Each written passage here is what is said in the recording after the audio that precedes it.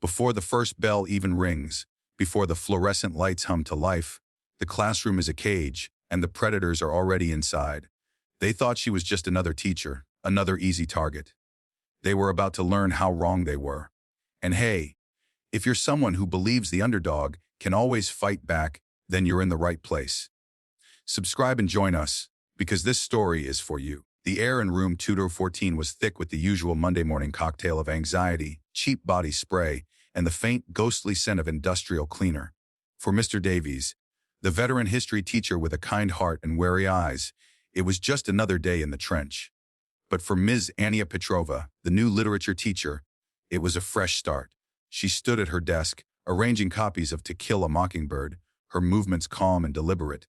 At 26, she still carried the hopeful energy of a recent graduate, her style a blend of professional and personal, a simple blouse, a dark pencil skirt, and a single silver locket that rested just above her collarbone. She believed in the power of stories to change lives, a conviction that had not yet been hardened by the reality of Northwood High. The storm, as it often does, arrived with a casual swagger. Jake Mitchell led the pack, his blue and yellow varsity jacket a bold declaration of his status. Football star, king of the social jungle, his confidence was a force of nature, untempered by consequence. He was flanked by his loyal lieutenants, Mark and Tyler, two boys whose own identities had been willingly swallowed by Jake's shadow. They moved through the rows of desks like sharks, their laughter too loud, their presence deliberately disruptive.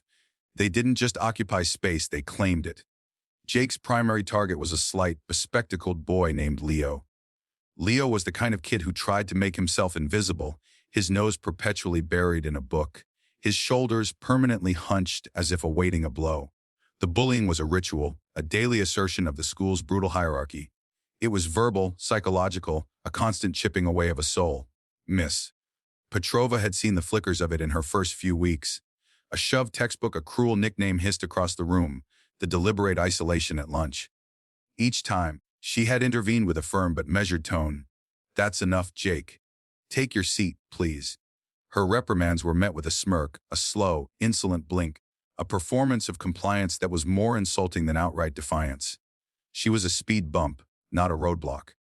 The breaking point came on a Tuesday. She had assigned a personal essay, A Moment That Changed Me. Leo, with a quiet courage that surprised her, had written about the relentless torment he faced, naming Jake and his crew not with anger, but with a profound aching sadness. He read a paragraph aloud in a trembling voice, an act of breathtaking vulnerability. The room had fallen silent, a rare, uncomfortable stillness. Jake's face, for a fleeting second, was a mask of pure, unadulterated rage. Then the smirk returned, colder than before. He leaned over to Mark and whispered something that made the other boy snicker. The moment was broken, but the line had been crossed. The next day, Ms. Petrova kept Leo after class. "That was very brave, Leo," she said, her voice soft. "Are you okay?" Leo just shrugged, his eyes fixed on the floor. "It doesn't matter. It never matters." She felt a hot spike of frustration. "It matters to me." He finally looked at her, and the hopelessness in his gaze was a physical blow. "They'll just get worse. They always do." She wanted to promise him protection, to assure him that the system would work, but the words felt hollow in her mouth.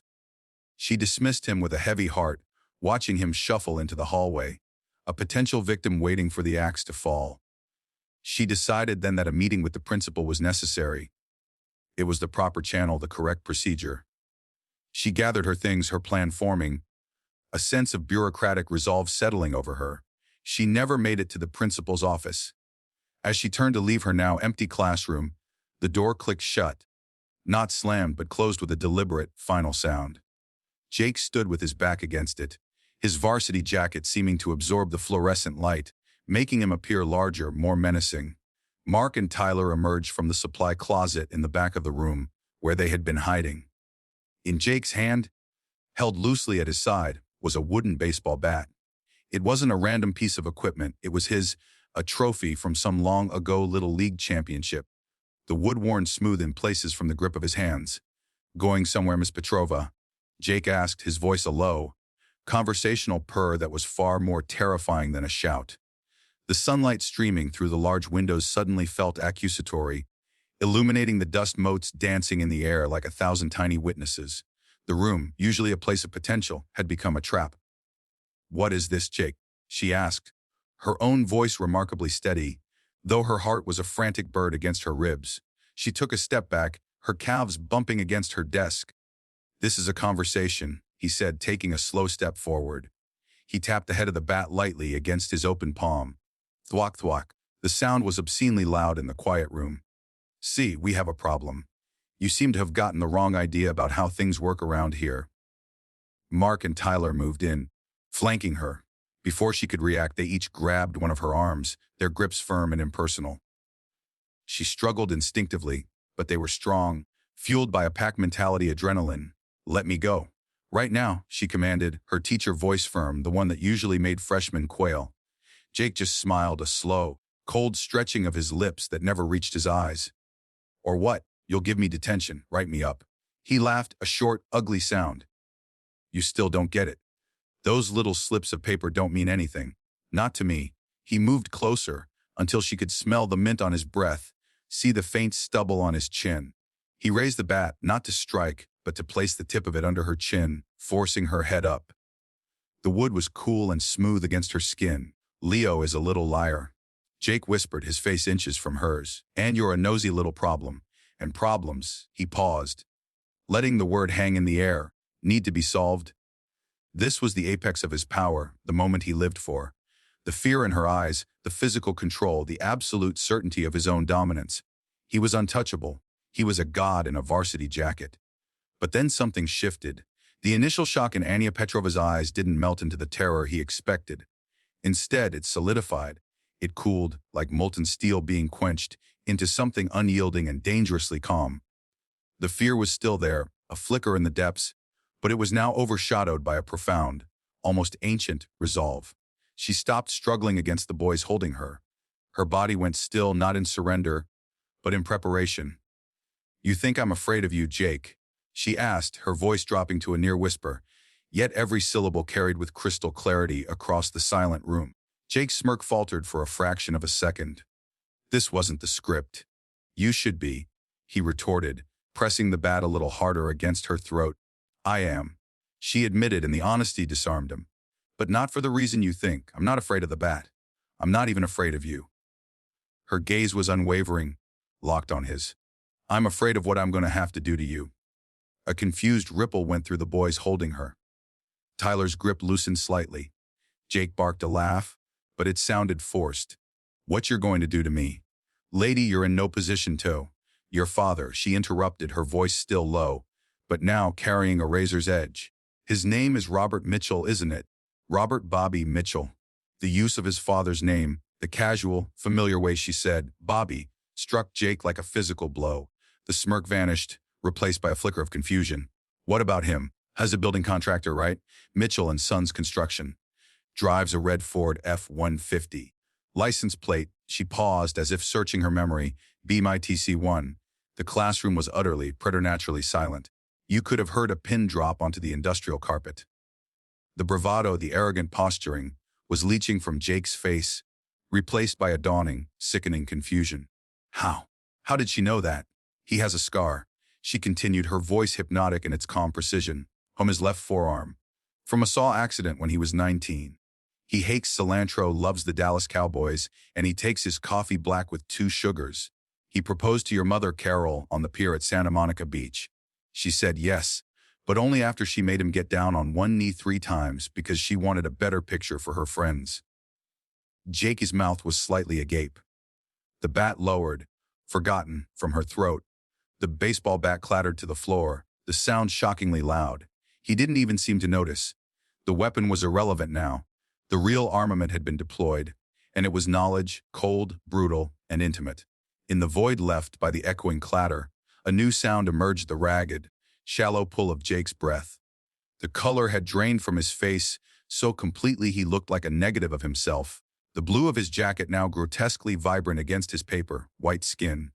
The classroom itself seemed to be holding its breath with him. The dusty sunbeams, once highlighting a scene of terror, now felt like spotlights on a stage of utter defeat. Mark and Tyler's hands, which had felt like iron clamps on Ms. Petrova's arms just moments before, now hung limp at their sides. They stared at Jake, their leader, their unshakable king, and saw only a terrified boy.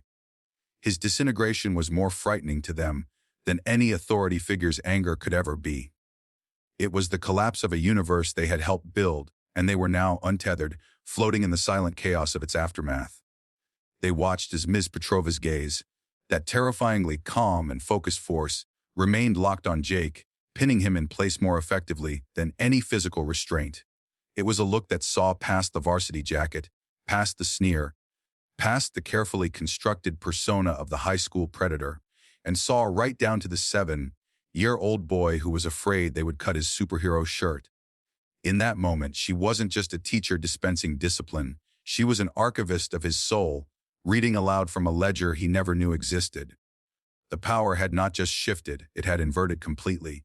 He had cornered her, believing he was the hunter and she the prey, only to discover he had willingly stepped into a cage of his own making, a cage constructed from the very details of his life he assumed were private and meaningless. The smirk that had been his signature was gone, replaced by a slack-jawed expression of pure, cognitive dissonance. His brain was trying and failing to reconcile the image of this quiet, new literature teacher with the reality of a woman who held the blueprints to his family's history and his own most vulnerable childhood memories.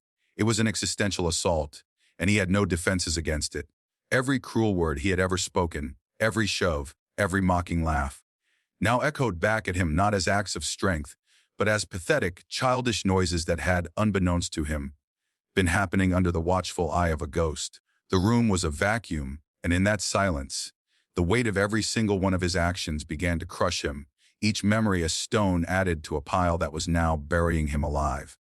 He was not being punished, he was being unmade. The details were intimate, trivial, the kind of things you only know if you are family, or if you have. He has a brother. Ms. Petrova pressed on, her eyes now holding a glint of something terrifying, not anger but pity. Your uncle, David. He lives in Phoenix. He's a paramedic. He has 2 golden retrievers named Butters and Scotch.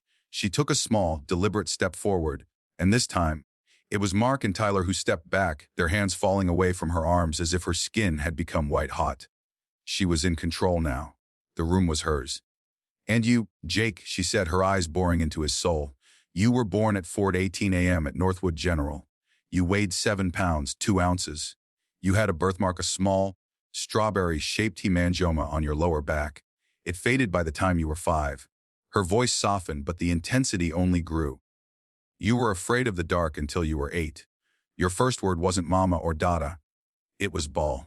You broke your wrist falling out of the oak tree in your backyard when you were 7. You cried for 2 hours straight, not from the pain, but because you were afraid they have to cut your favorite superhero shirt off you. But Jake was ashen. He looked like a ghost was speaking to him. He was trembling, his bravado completely shattered, replaced by the raw, terrified face of a boy who was suddenly, horribly aware of the consequences of his actions. He choked out the word, a dry rasp. Anya Petrova reached up, her movements slow and deliberate, and unclasped the silver locket from around her neck. She clicked it open and held it out for him to see. Inside was not a picture of a lover or a child, but a small, faded photograph of a young woman with kind eyes and a bright smile, a woman who looked strikingly like a younger version of Ms. Petrova herself. My sister, Anya said, her voice thick with an emotion that was years in the making. Elena. Jake stared at the picture, uncomprehending. Elena Petrova, she repeated. She was my older sister. My best friend. She was also a teacher. Her first job was at Lincoln Middle School. She was idealistic, just like me. She believed she could make a difference. A cold dread began to pool in Jake's stomach. He remembered Lincoln Middle School. He remembered 8th grade. She had a student. Anya continued, her gaze never leaving his. A boy who was bright but angry. He came from a good home, but he chose to be cruel. He and his friends made her life a living hell.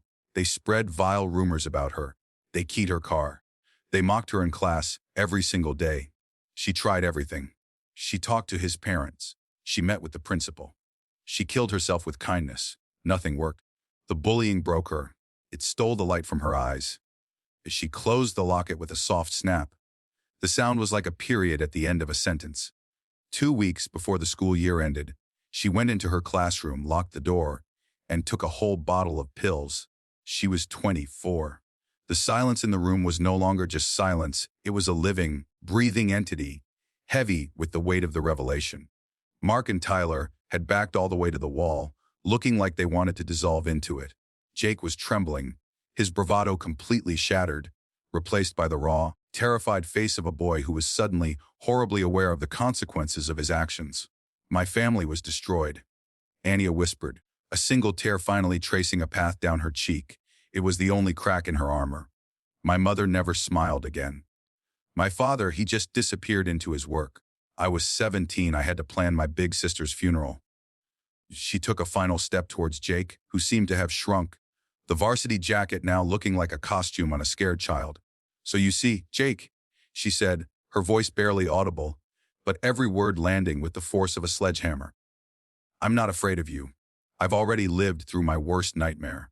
I became a teacher not in spite of what happened to Elena, but because of it. I came here, to this very school, hoping I would never have to see that look in a student's eyes. The look that boy gave my sister. The look you give Leo. I came here hoping to be the teacher she never had the chance to become. As she leaned in, her voice dropping to a whisper meant only for him. And I made it my business to know everything about the boy who destroyed my family. I know your father's coffee order. I know your mother's maiden name. I know the PN to your debit card is the year you won the state championship. I know you cry at the end of the movie Rudy. She paused, letting the sheer, terrifying depth of her knowledge sink in. I know everything. And if you so much as look at Leo or any other student with anything other than respect ever again, I won't go to the principal. I won't call your parents. I will come for you. I will dismantle your life, piece by piece, starting with every single secret you think is safe. Do you understand me? Jake Mitchell, the untouchable king of Northwood High, nodded. It was a small, jerky, pathetic motion. He looked like he was about to be sick. The tears that welled in his eyes were not of anger, but of a profound, soul-crushing shame and fear. The classroom door swung open. The students for the next period began to file in, their chatter and laughter dying in their throats. As they took in the scene, their formidable teacher standing tall, her face a mask of grim sorrow, and the three most popular boys in school looking like they had just seen a ghost, one of them visibly shaking, a baseball bat lying uselessly at his feet. No one ever found out exactly what happened in room 214 that day.